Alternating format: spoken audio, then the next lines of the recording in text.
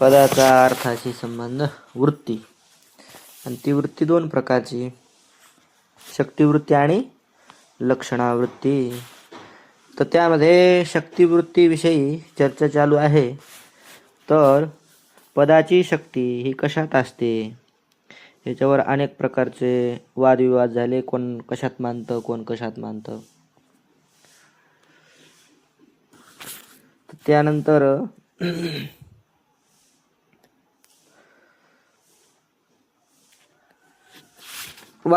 वाक्यन का भेद, वाक्याचे प्रकार सांगितले.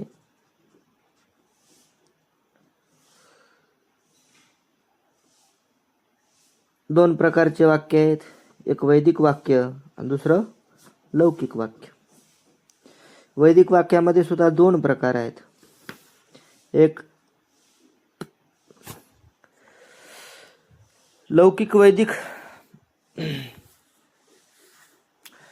व्यावहारिक अर्थाचं बोधन करणारं वैदिक वाक्य, आणि दुसरं आहे पारमार्थिक तत्वाचं बोधन करणारं वैदिक वाक्य. तर पारमार्थिक तत्वाचं बोधन करणारे वैदिक वाक्यामध्ये पुन्हा दोन प्रकार, एक अवांतर वाक्य आणि दुसरं महावाक्य. अवांतर वाक्यामध्ये सुद्धा पदाचं बोधन करणारं एक अवांतर वाक्य असतात आणि पदाचं बोधन करणारे अवांतर वाक्य असतात. त्यानंतर महावाक्य. आणि आज शब्द की शक्ती लक्षणावृत्ती का संक्षेप ते कथन, शब्दाच्या शक्तिवृत्ती आणि लक्षणावृत्तीचं थोडक्यात कथन करतात, ते पाहू आज. पहा, ज्या अर्थ में ज्या पद की वृत्ती होवे ता अर्थ की ता पद से प्रतीती होवे. ज्या अर्थामध्ये ज्या पदाची वृत्ती असते, ज्या अर्थामध्ये म्हणजे एखादं कोणतंही घटपटमट अर्थ घ्या है ना, आणि त्याला सांगणारं पद, जसं घट हा अर्थ आहे आणि घट हे पद आहे. कंबुग्रीवादी मान जे आहे ते त्याचा अर्थ, दोन कपालाच्या संयुगापासून झालेलं एक गोल मातीचं है ना, त्याला काय म्हणायचं, घट. आणि घट हे झालं पद. घट अर्थामध्ये घटपदाची वृत्ती आहे. वृत्ती म्हणजे संबंध आहे. ज्या अर्थ में ज्या पद की वृत्ती होवे, ज्या अर्थामध्ये ज्या पदाचा संबंध असतो ता अर्थ की है ना, त्या अर्थाची त्या पदाने प्रतीती होते है ना. तर घट अर्थाची घटपदाने प्रतीती होते. सरळ सरळ. शक्ति और लक्षणा भेदते सो वृत्ती दो प्रकार की. पदाच्या वृत्तीनं अर्थाची प्रतीती येते, मग ती वृत्ती दोन प्रकारची असते, एक शक्तिवृत्ती आणि लक्षणावृत्ती. ईश्वर की इच्छा अथवा वाच्यवाचक भाव का मूल संबंध मूल तादात्म्य अथवा पदार्थ बोध हेतु सामर्थ्य को शक्ति कहे है. अर्धपा पदार्थ बोध हेतु सामर्थ्य को शक्ती कहे. पदार्थाचा बोध होण्याकरिता जे सामर्थ्य आहे त्या सामर्थ्यालाच काय म्हटलेलं आहे, शक्ती. या पदाने या अर्थाचा बोध व्हावा किंवा या पदाने या अर्थाचा बोध होतो, तेच त्या पदाचं त्या पदाची ती काय शक्ती आहे. त्याच्या अगोदरचं किंवा वाच्यवाचक भाव का, तर इथं वाच्यवाचक भाव का मूल तादात्म्य संबंध असं केलं, अन्वय केला तर अगदी छान, लगेच जरा व्यवस्थित वाटल ते. वाच्यवाचक भाव का मूल तादात्म्य संबंध. वाच्यवाचक भाव एक आणि दुसरं पद मूल, तिसरं पद तादात्म्य आणि संबंध हे चौथं पद. तर मग असं वाक्य होतं, वाच्यवाचक भाव का मूल तादात्म्य संबंध. ईश्वर की इच्छा, ईश्वराच्या इच्छेला सुद्धा शक्ती म्हणतात. किंवा वाच्यवाचक भावाचा जो मूल तादात्म्य संबंध आहे, संबंधाला शक्ती म्हणायचं. कोणत्या संबंधाला? वाच्य-वाचक भावाचा जो मूल तादात्म्य संबंध आहे त्याला शक्ती म्हणायचं. किंवा या पदाने या अर्थाचा बोध व्हावा अशा प्रकारचं जे आहे ते पदातलं सामर्थ्य आहे त्यालाच काय म्हणायचं? शक्ती. जिस अर्थ में पद की शक्ती होवे सो अर्थ पद का शक्य कहिये. ज्या अर्थामध्ये पदाची शक्ती असते, शक्ती 3 प्रकारची सांगितली: ईश्वर इच्छा, वाच्यवाचक भावाचा मूल तादात्म्य संबंध किंवा पदार्थ बोधाला कारण सामर्थ्य, त्याचं नाव काय? शक्ती. तर ही शक्ती ज्या अर्थामध्ये पदाची शक्ती असते सो अर्थ पद का शक्य कहिये. ज्या अर्थामध्ये शक्ती आहे पदाची, तो जो अर्थ आहे तो अर्थ पदाचा शक्य समजायचा, त्याला शक्य म्हणायचं. जसं की घट हे पद आहे, घट पदाची शक्ती कशात आहे? त्या पदार्थामध्ये, अर्थामध्ये, त्या है ना, घट या अर्थामध्ये. तर मग घट काय झाला? शक्य.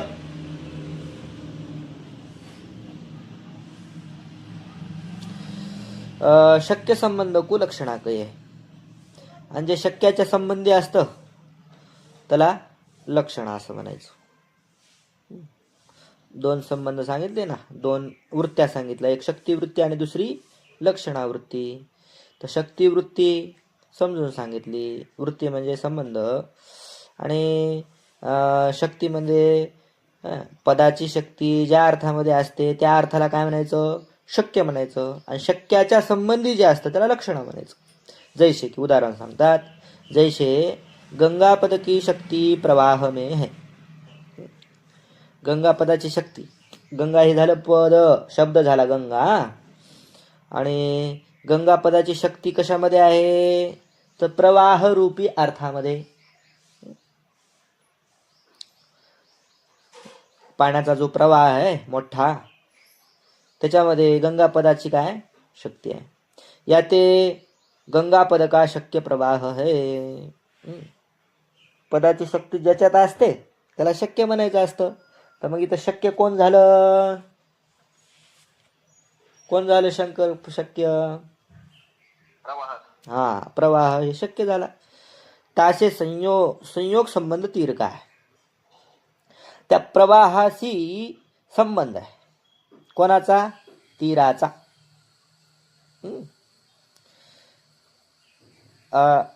शक्य संबंधी लक्षणा असते ना, शक्याशी ज्याचा संबंध असतो त्याला लक्षणा म्हणतात. तर मग शक्य झाला प्रवाह, आणि प्रवाहाशी संबंध तीराचा आहे. कोणता संबंध आहे? तर संयोग संबंध आहे तीराचा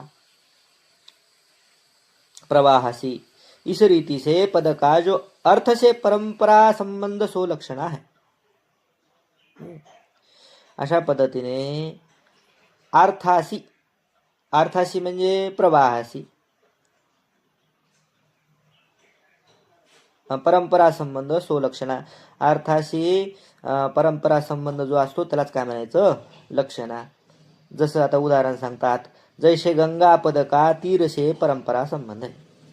गंगा पदाचा तीराशी कोणता संबंध झाला? आता परंपरा संबंध झाला. मुख्य संबंध कोणाशी झाला? मुख्य संबंध गंगेशी झाला, आणि गंगे संबंधी तीर असल्यामुळं काय झालं? परंपरा संबंध. कोणाचा? पदाचा. कोणाशी? तीराशी. सुई तीर में गंगा पद की लक्षणा कहिये. तीच तीराच्या ठिकाणी गंगा या पदाची लक्षणा समजायची. काय ते? साक्षात संबंध वाले से जो संबंध सो परंपरा संबंध कहिये. साक्षात संबंध वाल्याशी संबंध असतो त्यालाच परंपरा संबंध असं म्हणायचं असतं. आता गंगापद का शक्तिरूप संबंध प्रवाहते है. गंगापदाचा शक्तिरूप संबंध कोणाशी आहे? प्रवाहाशी. गंगा हा हे शब्द आहे ना, गंगा शब्दाचा संबंध कोणाशी? प्रवाहाशी. आणि त्या प्रवाहाचा कोणाशी संबंध आहे? तीराशी. प्रवाहते ताशे संयोग तीर काय? आणि त्या प्रवाहाशी तीराचा आहे संयोग संबंध. या ते स्वशक्य संयोग रूप गंगापद का तीर से परंपरा संबंध है, सोयी लक्षणा कहिये है. म्हणून स्व कोण पद, स्वशक्य कोण, स्वशक्य स्वशक्य कोण शंकर, स्व म्हणजे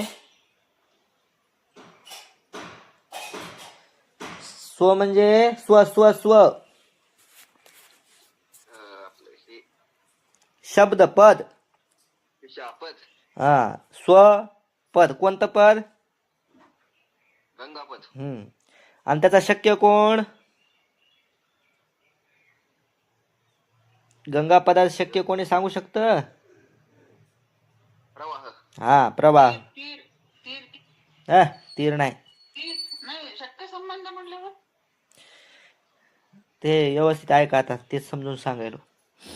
स्व कोण, गंगापद. गंगापद, गंगा नाही गंगापद. आणि शक्य कोण, स्वचा प्रवाह. प्रवाह. आणि त्या प्रवाहाशी संयोग रूप, त्या प्रवाहाशी संयोग कोणाचा आहे, तीराचा. संयोग रूप गंगापद का तीर से परंपरा संबंध. अशा प्रकारे गंगापदाचा तीराशी परंपरा संबंध आहे. स्वशक्य संयोग रूप संबंध. कोणता संबंध, स्वशक्य संयोग रूप संबंध गंगापदाचा तीराशी आहे, त्यालाच परंपरा संबंध म्हणायचं. आणि त्याचंच नाव काय, लक्षणा, सोयी लक्षणा कहिये है. या ते यह सिद्ध हुआ, म्हणून सिद्ध झालं. काय झालं, ज्या अर्थ से जिस पद का शक्ति रूप साक्षात संबंध होवे, सो अर्थ पद का शक्य कहिये है. आणि ज्या अर्थ से जिस पद के शक्य का संबंध होवे, सो अर्थ तिस पद का लक्ष्य कहिये है. सिद्ध काय झालं, ज्या अर्थामध्ये, ज्या अर्थाशी ज्या पदाचा शक्ती रूप साक्षात संबंध होवे. जो अर्थ प्रवाह अर्थ, जिस पद का गंगा पद का शक्ती रूप संबंध, हा झाला साक्षात संबंध. म्हणजे गंगा पदाचा प्रवाहाशी साक्षात शक्तिरूप संबंध झाला. मग तोच सो अर्थ तीस पद का शक्य काही, तो जो अर्थ आहे त्या पदाचा काय झाला मग शक्य. तो अर्थ कोण, प्रवाह अर्थ. तीस पद का म्हणजे गंगा पद का, काय झाला शक्य अर्थ. कोणाचा कोण शक्य अर्थ,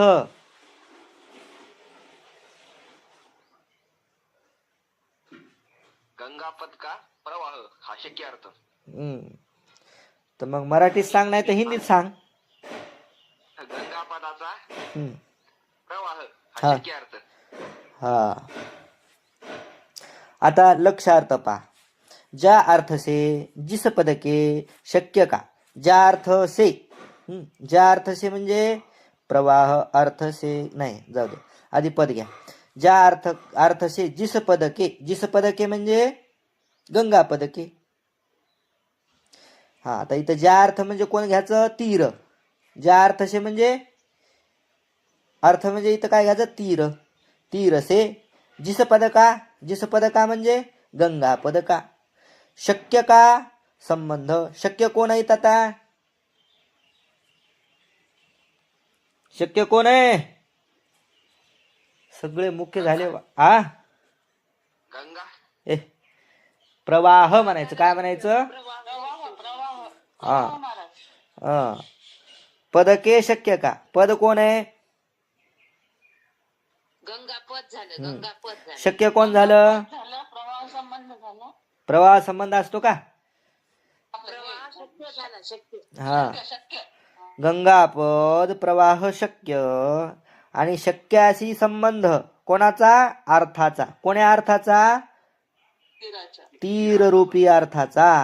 मग हा जो तीर रूपी अर्थ आहे, तीस पद का म्हणजे गंगा पद का. गंगा पदाचा लक्ष आहे. कोण, कोणता अर्थ, तीर रूपी अर्थ. लक्ष हा. कोण्या पदाचं लक्ष आहे?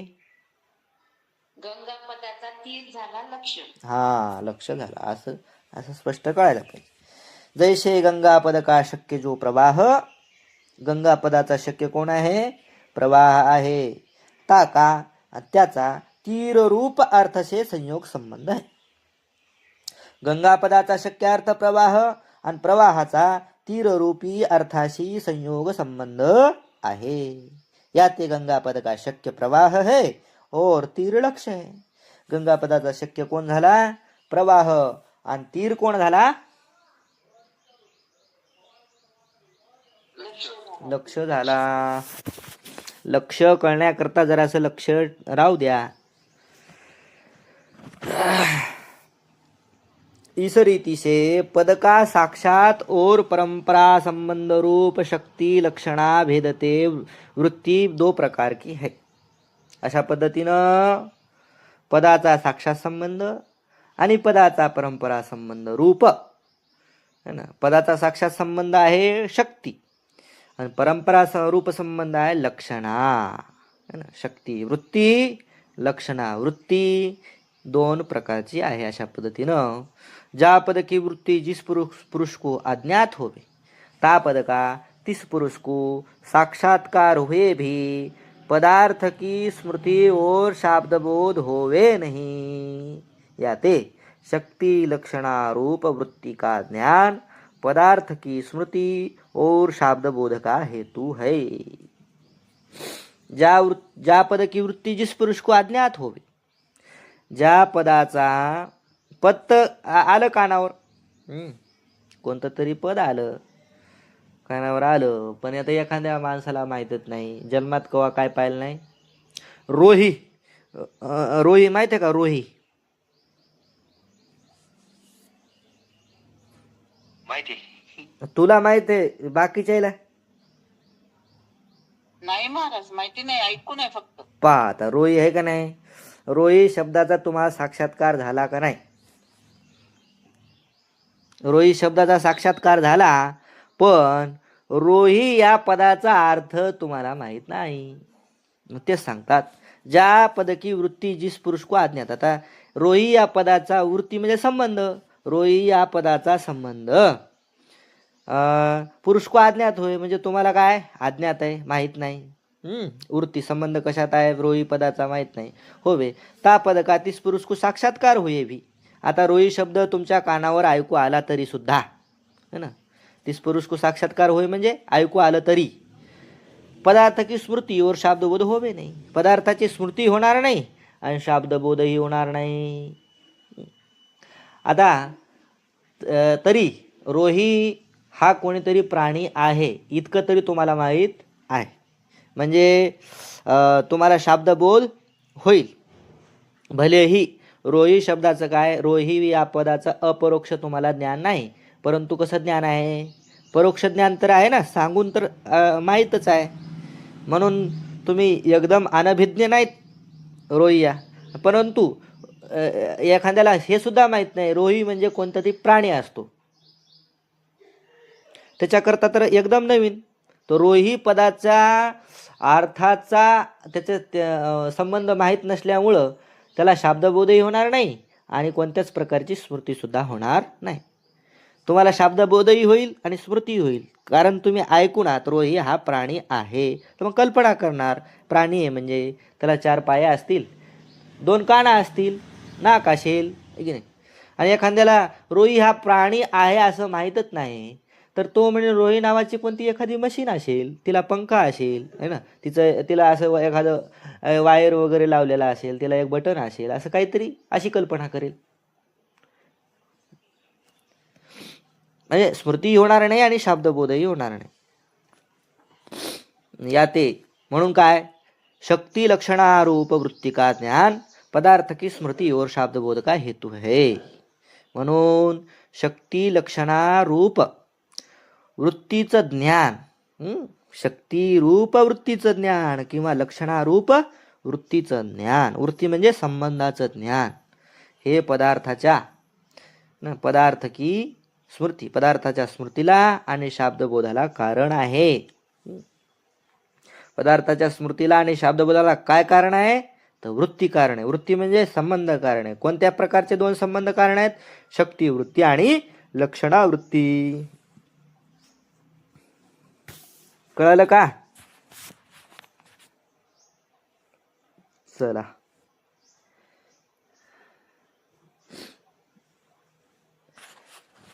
बाकीचा विषय घेऊ उद्या. आज जरा बाहेर जायचे गडबड आहे.